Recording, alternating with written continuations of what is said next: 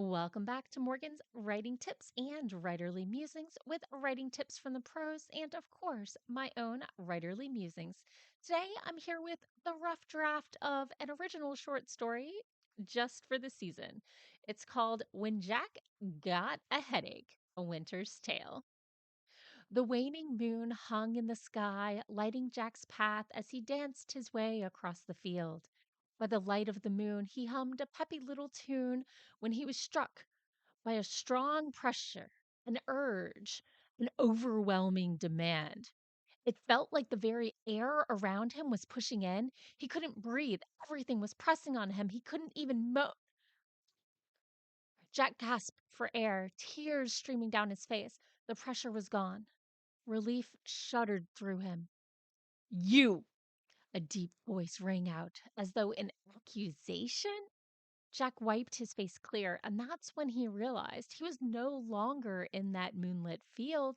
He lay curled on his side on a cold concrete floor. Harsh, incandescent light glared down on him, while around him was a ring of candles and a man. He couldn't forget the man. The man had dark brown hair, faded up from his ears, and a neatly trimmed beard with a hint of red just starting to show some gray, broad shouldered and reasonably fit as humans go. Jack guessed he was in his late 30s, maybe 40s. His deep brow cast his eyes into shadows as he glared down at Jack. Behind him lay a ladder back chair and a card table scattered with jars and papers. Jack wiped his face and straightened his hair. As the man glared down at him, Jack took his time stretching carefully inside the ring of candles before pushing to his feet and brushing his faded black jeans and gray sweater off. On his feet, Jack stood a smidge shorter than the man, but that wasn't uncommon. Jack crossed his arms and gave the man an icy stare, as only he could, and waited and waited. Your magic can't get out of the circle, you know, the man said. Jack knew the hoar frost shimmered in the air between them, right at the cusp of the candles. Then I'll just wait for your candles to burn out. The human couldn't keep him there for too long, just long enough to ruin his night. Jack patted his hip and found he still had his shoulder bag with him. Thank the Snow Queen. He dug out a water bottle and some Advil. Summons were a 5 pill sort of event. The man's glower softened as Jack swallowed the pills.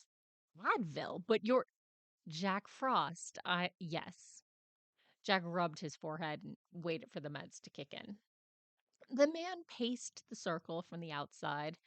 Jack contemplated ignoring him, but he couldn't stop the itch between his shoulder blades when the man left his field of vision, so he rotated as the man walked. There wasn't much a human could do to him, and he wasn't one to make deals if he could help it. It was better to wait him out. The overhead light sure wasn't helping his headache, though. He tossed back the rest of his water bottle and waited. Finally, the man broke the silence. Don't you want to know why I summoned you? No. The hostility was gone, left with something that looked like a cross between bewilderment and confusion, although Jack couldn't explain the difference if he tried. He checked the candles again. Looked like about 2 more hours before they would burn out, although there was one in the path of the air vent that was burning down a touch faster, maybe 90 minutes. Jack yawned and stretched again, and decided he'd rather wait cross legged, sitting. Don't you want to make a deal? I just want to get back to work before the sun comes up, but if you're going to make me take a mandated lunch break, I might take a nap. Okay, Jack was tired if he was telling the truth, and that much of it to a stranger. But honestly, it was his busy season. Can't you take a couple weeks off and come back later? The man's voice held a thread of something, almost a whine or a plea. You know that's not how this works, Jack said, arcing an eyebrow at the man. Okay, maybe it wasn't really arching at one eyebrow so much as it was squinting the other one at the man, but all the stories called it arching an eyebrow, and that's what Jack was sticking with. I'll take 2 more days before winter. I am seriously not ready. Do you know how many cards I have left? And I have like 4 events this week that I need to cook for. Can't you just, I don't know, stay here for a couple days? I've got a guest room. Jack's jaw dropped open at that, and a choking laugh spurted out of him. Really? Please. The plea held a note of desperation. Jack's laugh grew until he was rocking on the floor, howling at the man. Tears welled up, but not for fear or pain. Well, leap! The man sank onto the chair and rubbed his own face.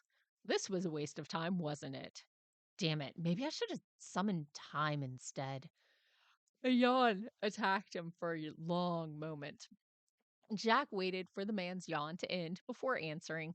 She's a lot harder to summon than I am. My cousin would be a better bet. Your cousin? The Sandman. The man snorted and shot him a skeptical look. What? He helps people sleep, and I help the plants sleep. Why don't you blow out these candles and you get some sleep? Jack gestured at the candles in front of him. Cousins? Jack nodded. The man shook his head, but it seemed to be more at himself than Jack.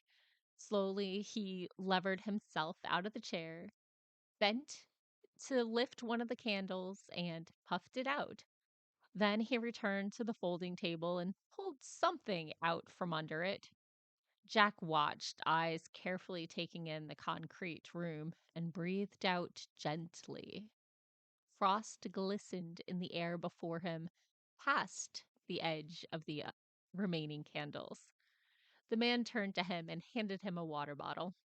Sorry for the headache. Jack smiled and accepted the apology.